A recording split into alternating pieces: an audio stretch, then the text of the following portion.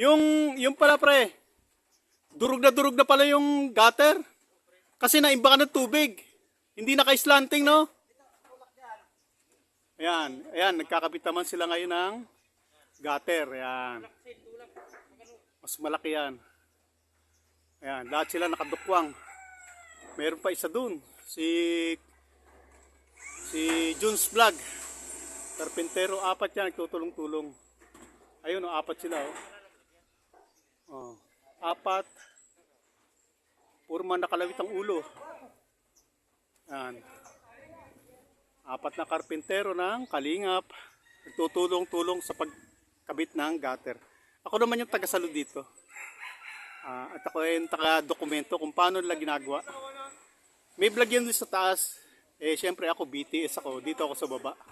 Kailangan nakadetalye lahat. Ang vlog ni Kuya Bal niya sa taas. Ako naman dito sa baba magbablog kasi kailangan maidokumento ko rin kung ano ang nangyayari dito sa baba. Kasi hindi naman po pwede magbablog si Kuya Bal sa taas. Eh, maibablog niya rin dito sa baba. Kaya ako mag-vlog dito sa baba. BTS baga. Yan. Kaya ayun. Makikita natin kung paano. Ako kasi, ang papel ko rito ay bilang taga-detalye. Kung ano ang ginagawa namin ng mga karpintero dito. Kung ano ginagawa namin sa Kalingap. I-detalye ko sa inyo. Ayun, medyo nakaangat ko sa dulo. Dapat ganun talaga pagkakabit. Medyo angat sa kabila. At dito, ay, ayun, may butas dito. Eh, ewan ko kung ano gagawin lang diskarte dyan. Bahala sila dyan. Hindi naman tayo karpintero. At ipapakita lang natin kung paano sila gumawa. Yung diskarte nila, wala tayong pakialam dyan. Yun. Yan. Hindi naman tayo engineer, hindi naman tayo architect. Pero ako nang gawin kay bahay ko, eh syempre, ako masusunod. Kahit hindi ako architect, kahit hindi ako carpenter, ako may-ari. Kaya kung ano yung detalyeng gusto ko, ako masusunod. Pero dito, silang masusunod. Hindi ako. Eh, taga-alala lang tayo, taga-detalye lang tayo. Ayan. Nakita niya na? Doon sa isang vlog ko, ipinakita ko kung paano nadurog ang alulod ni Beyonce. Nasa isang vlog ko yan. Ito pangalawa. Ito yung durog-durog na ayan o, gutter o alulod ni Beyonce. Na-detalye ko na yung kanina, pinakita ko lang ulit. Ayan o, durog-durog yan ha. At doon, ipinakita ko rin kasi sa isang vlog ko kanina na kung saan dumaan yung tubig na bumuhos sa kisame ni Beyonce. At ito naman yung pagkakabit nila ng gutter ng panibagong alulod. Bagong alulod. Yun, apat sila. Ayun, may nagbablog sa taas. Yan ang vlog ni Kuya Bal. Ako naman, nagbablog naman ako dito sa sarili. Para i-detalye ko kung paano kami gumalaw sa Kalingap. Yan. Ayan o. Delikado. Mga nakalawit ang ulo nila. Ayun, si Kuya Junel. Si Junel. Na asawa, tatay ni Krista. Ayan. Yung nakadilaw. Yan ang tatay ni Krista. Ayan o. Mamaya mas delikado yung gagawin nila sa ayun, lumundo, nabitiwan. Nagulat yung karpinterong isa. Lumundo, ayan. Lalagyan mo nilang brace dun sa para hindi lumundo. Ayan. Nakita nyo ang kalawan ng mga Kalingap carpenters. Yan ang idinidetalye ko. Kaya yan ang papel ko rito. Pero pagka may kailangan silang iabot sa akin dito, sa baba, eh, ginagampanan naman natin yan. Hindi naman kailangan ng lahat ng tao nasa taas. Kailangan meron sa baba. O yun, may nagdidetalye sa taas, may nagbablog sa taas. Idinidetalye at ako naman dito sa baba. Kaya support nyo rin ang channel ko kasi para makita nyo rin ang detalye na ginagawa ng Kalingap. Kasi ako nakasubaybay sa kanila. Yun ang papel ko rito.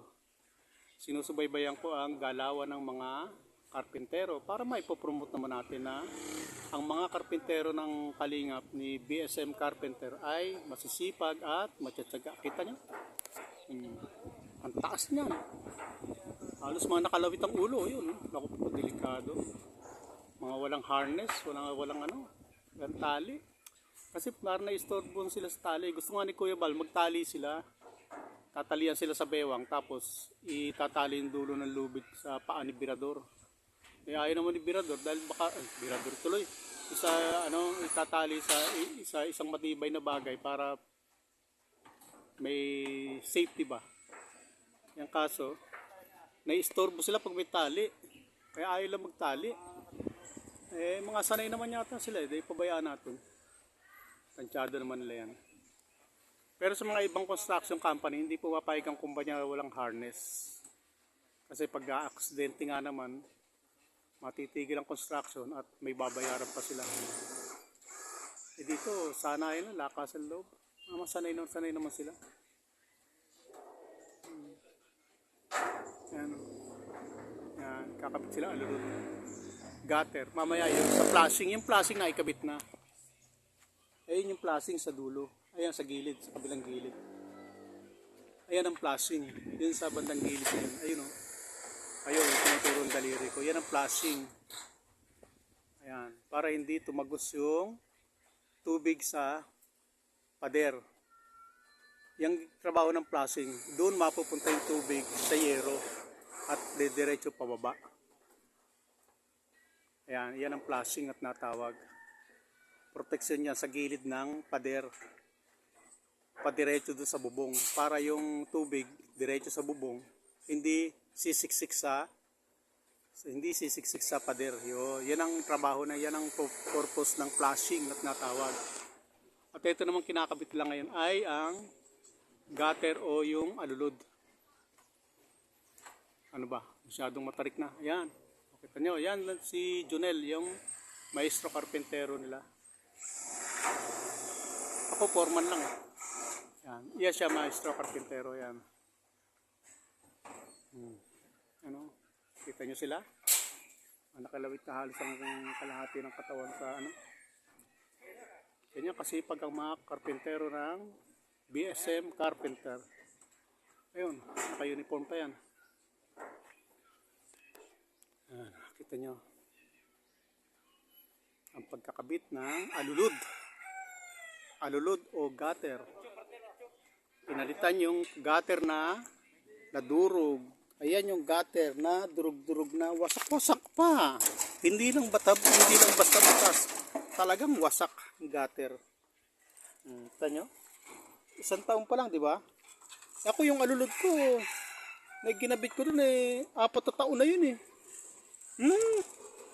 Kasi maganda pagkalagay ko doon. Ako mismo naglagay doon, medyo pina-slanting ko ng konti. Kaya hindi na impakan ng tubig yun. Pag uwi ko ng Cavite, papakita ko sa inyo yung alulod ko doon. Yan o. Wasak-wasak yun. Wasak-wasak yung alulod. At tulad yan ang sinabi ko sa isang vlog ko, ipinakita ko sa inyo kung saan mismo dumaan yung tubig na tumulo sa kisame ni Beyonce. Dito pa lang oh. Ayan oh. Dito pa lang nawarat na siya, yun oh. Butas oh. Ayan oh, di ba? Dinitalye ko na yan kanina, panoorin niyo isang vlog ko. Nandun yan. Okay, sige. Ayan. Sige, baba lang. Baba. Sige pa, op. Sige, okay. Yan. Yan. Binababa po yung gamit. Tapos ako naman ang magtatanggal. Teka, bababa ko muna yung cellphone.